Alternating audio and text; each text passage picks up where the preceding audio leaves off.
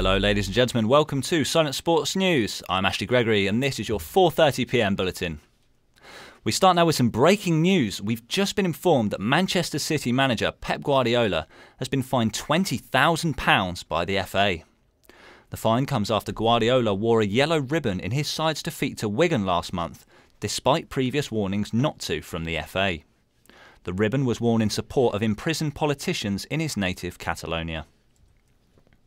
Sticking with football, and it's understood that West Bromwich Albion forward Jay Rodriguez is going to contest an FA charge for alleged racist abuse of Brighton defender Gaetan Bong. Rodriguez pinched Bong's nose after the two clashed in West Brom's 2-0 win at the Hawthorns in January, with the Cameroonian alerting the referee to the incident.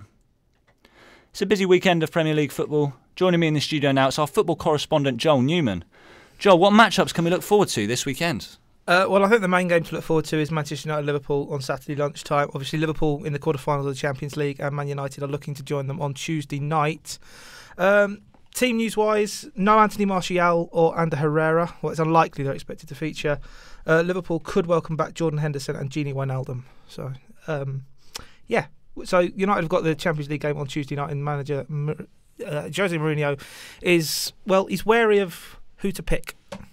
I don't think the fans are happy if I say that Liverpool is the biggest match of the season and then Sevilla is not a big match. We have to face every match with the same mentality. So for me, I don't get that match means 10 points. That match is 3 points. Joel, interesting words there from Mourinho. Perhaps prioritising the Sevilla game. Does that maybe change his approach to the game against Liverpool? Well, I think you look back to the approach he took to the game in October, and he sat 11 men behind the ball, didn't really try to win the game, so I would expect that. But United have won 10 of the last 13 Premier League home games against Liverpool. But you look at Liverpool, they've scored 34 goals away from home in the league, which is more than any side in the top 5 European leagues, so it should be an interesting game. Yeah, definitely. So what other exciting games can we look forward to over the weekend? Well, if we let's head to the other games on Saturday. We've got 2 massive games at the bottom of the league. You've got Huddersfield versus Swansea, where Swansea have lost just twice in 15 games, but they've only won 3 against promoted sides. Huddersfield haven't won back-to-back games in the league since November, and they've gone 8 league games without a clean sheet, so it could be a game full of goals. Heading back down to Southampton, they go to Newcastle. Southampton have a pretty abysmal record. They've won just 1 of their last 16 games and have won just 2 all season, so it's a pretty bad record for Saints, and Newcastle haven't won in the 7 attempts against Southampton going back to January 2013. So some exciting fixtures in the relegation dogfight then over this weekend. Yes, this weekend could see a lot of sides. You could see Bournemouth and Brighton, if they can win, probably all but secure safety. Bournemouth take on Tottenham on Sunday. Brighton head to Everton on Saturday. Yeah, if Huddersfield and Swansea, Newcastle, Southampton could secure their safety, or be close to securing safety if they can win the games. Thanks very much, Joel. Really good information there. Of course, Liverpool and Manchester United, the big game to look forward to. Move on to some cricket news now, and a top Indian cricketer who's being charged with attempt to murder. Callum Burns bringing us the latest details. Mohammad Shami has been charged following a complaint by his wife. Shami has been dropped from a list of contracted players for the national team announced by the Board of Control for Cricket in India. Police say the charges against the fast bowler include domestic violence, rape, attempted murder and criminal intimidation.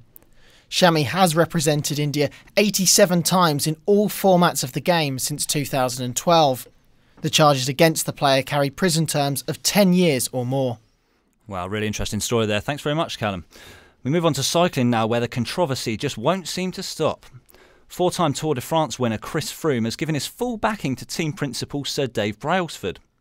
This follows an MP's report stating Team Sky crossed an ethical line by using drugs to enhance the performance of riders, instead of using it for solely medical need. Froome said Team Sky had evolved since its early years that are the focus of the report. The British rider is still under investigation by the UCI for failing a drugs test in September last year. Darts now, and Rob Cross has finally hit some form. The unlikely world champion ended Michael Smith's unbeaten start to the 2018 Premier League. Smith began the night at the top of the table, 4 matches into his return to the Premier League after having time out. Cross upset his run though, coming from 5-3 behind to seal his 3rd consecutive win. Cross himself is now up to 4th place after having a slow start to the campaign. There's also more misery for McLaren as Fernando Alonso stopped on track in the final Formula One pre-season test. McLaren's racing director Eric Boulier has confirmed the oil leak which caused the stoppage is the same problem the team encountered on Tuesday. Kimi Raikkonen currently leads the way with Lewis Hamilton in 9th. And the world champion is hopeful that it will be a close fight at the front.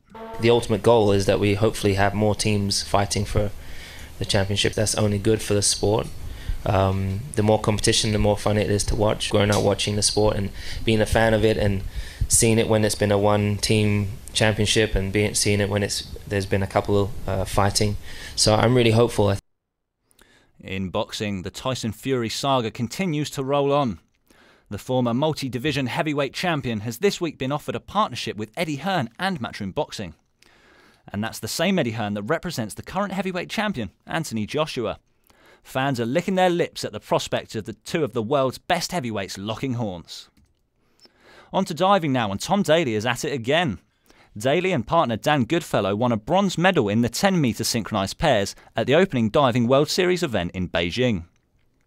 The British pair were second going into the final dive, but were pipped at the post for silver by Ukraine. Daley and Goodfellow will compete in the second round of the World Series in Japan next week, before representing England at the Commonwealth Games on the Gold Coast in Australia in April. Tennis now, and gender equality is making headlines. Former world number 1 Billie Jean King has called for an end to 5-set matches for men at Grand Slams. King, who won 12 Grand Slam titles, including 6 at Wimbledon, said men's matches could be lasting too long. The 74-year-old suggested women were willing to play 5 sets too, but people want quality over quantity. Let's hear from the public now on whether men and women should come under the same regulations. Yeah, definitely. Only because then why should there be different? Like, what are you trying to say between women and males? What's so different that women could do less than males? I mean, to be fair, in this day and age, you should have the same sort of regulations for everything. Women should get a chance to prove that can do just as good with the same rules. It's just a no-brainer. No-brainer, yeah. All good as one another, I would say. Our reporter Jack Moss went out to find more about the inclusion of mixed-sex teams in professional golf. I made reservations to play golf on Sunday for the 4 of us. No, Pete, I told you, I don't play sports with women. It's golf. It's fun! Fluid. Okay, great. Come on. Okay. You got it. Ow! Oh, I'm sorry. Ow! I'm sorry. Golf is making some major changes to improve equality within the sport. Male and female golfers will compete alongside each other at the first European Golf Team Championships. The tournament will be held at Glen Eagles this August, with players representing their countries as 16 teams of 2. They'll compete for equal prize money in both a men's and a women's team match play tournament, as well as an 18-hole mixed foursome stroke play event. Winchester Golf Academy player Georgie Mundy believes introducing this platform slowly is the best approach. A few tournaments a year is a great way to get golf more into the 21st century. Men and women should have a chance to compete with and against each other, and the Super Sixes tournament is a perfect way to do this. The Golf Sixes tournament is held later this year, and Ryder Cup captain Thomas Bjorn will partner his Solheim Cup counterpart Katrina Matthew in a mixed captains team at the Centurion Golf Club near St Albans. Bjorn believes that it's high time changes were made. It's hugely important in golf that you try and break down these barriers that exist between the men's and the women's game. It's time to try and do something about that. With the opinions of women's sport developing so rapidly, do people think that a mixed golf team is a positive progression? I think equality in sports is really good, but I do appreciate there is a difference between ability.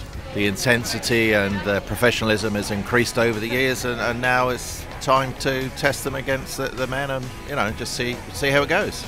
Yeah, I think for non-contact sports and things where it is pure skill, men and women can play together and it's perfectly the same, exactly the same. Well, why shouldn't we? We've got everything else is equal. It should be equal anyway, so. I'd agree depending on physical attributes. So sports like rugby, football, maybe not, just purely because of muscle size of males and females. But sports like cricket, tennis and so on, I feel like that's fair. Yeah, I agree with that. So will golf lead the way for other sports to branch into mixed teams, or has it got the potential to enhance sexist opinions? I've been Jack Moss for Solent Sports News. Thanks very much for the report there, Jack. Now, we've all heard of Mo Farah, but have you heard of Mohammed Mohammed? He's a 20-year-old long-distance runner from Ethiopia, and he has big dreams in the sport. He's going to have to keep this going right to the line. It's going to be tight again. Can Farah get there? Yes, he does! They throw themselves at his feet. Mohammed Mohammed is setting off to be a world champion, just like his idol Mo Farah, and the high-performing athlete from Solent University is experiencing victory on the track. Mohammed won 3,000 gold in the Bucks Indoor Athletics Championship in Sheffield, despite having ran for England the previous day, and he was full of emotion. To win a 3,000 meter Sheffield is amazing. This is something that I was looking forward to it. I was dreaming for it. Yeah, and then I did it, so I was amazed. I was surprised, I was so happy, because I raced the day before I'm running for England, which is, I didn't expect to win gold or just run as a PBs, but I get a PB and a medal, so I was happy and surprised about it. I was so amazed, yeah. Peter Haynes, who coaches the Southern Star, explains just how good his students' finale was. Well, a lot of athletes do put in their best performances before the finals, but as you saw with Mohammed, he ran a very sensible race in the semi-final to get through at a slower time, and he produced his best time when he needed to in the final. The 20-year-old from Ethiopia is a joy to teach, as the coach outlines what makes him special and keeps him at the top. The thing with Mohammed, ever since I started coaching him, is that he listens to what his coach says and he tries to perform that. And when I ask him to do stuff when I'm not there, he tries to do it as best he can. And that's something a coach always needs to know, because most athletes are okay when the coach is there, but it's when the coach isn't there, that's the time that's most important, when they actually go out themselves and do it because they want to do it. Despite it only being his first year, Mohammed is a popular figure around Solent Sport. Matt Bishop, head of sports programmes, is proud of his performances. Our most high-profile athlete, Mohammed Mohammed. Mohammed has come to us as a first-year student this year. He's on our high-performance programme and he's running for England at the moment. He's doing fantastically well on the track and in the cross-country events that he runs, and he was crowned champion of the university sector of national champion of the 3000. So for us, that was, that is the goal, to try to see these students and help them achieve a medal. And to see Mo in his first year come into a tournament and realise that ambition and achieve that medal is fantastic for him. It's also very good for the university. It's a very good reputational thing for the university. Mohammed echoes Matt and is thankful for what Solent University has provided to develop his running career. Yeah, Solent has been amazing for me. They've been a great journey so far. They developed me with loads of things with my buddies. Solent helped me with loads of things, like example, lifestyle. Every time I needed, they are there for me. Everything I need or ask for, they are provided. So, which is amazing, and I'm so thankful to uni. Matthew Cousins, Solent Sports News.